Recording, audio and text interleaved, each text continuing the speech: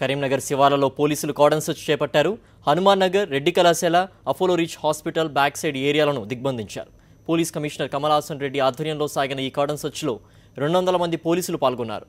మూసిన ఇళ్లలో తనిఖీలు చేపట్టారు. పత్రాలు లేని 50 వాహనాలను పట్టుకున్నారు. ఆ తర్వాత తిరిగి వాహనాలను వారికి అప్పగించారు. ఈ నెల 10వ తేదీలోగా వాహనాలకు సంబంధించిన పత్రాలను పొందాలని ఆదేశించారు.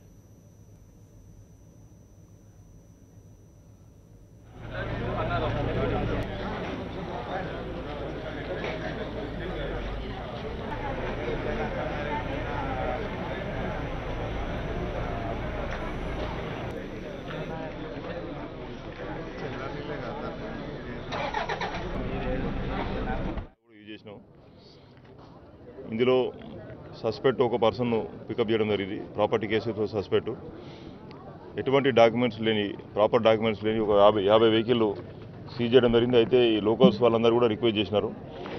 వాళ్ళు డాక్యుమెంట్స్ అన్ని వాళ్ళ పేరు మీద ట్రాన్స్ఫర్ చేసుకోవడానికి కొంత టైం కావాలని చెప్పి రిక్వెస్ట్ చేసినారు. కాబట్టి అందరి వెహికల్ కూడా సీజ్ చేసిన వెహికల్ వాళ్ళకి రిటర్న్ చేస్తున్నాం. చాలామందికి అవేర్నెస్ లేకపోవడం వల్ల ఇటు జరుగుతున్నది.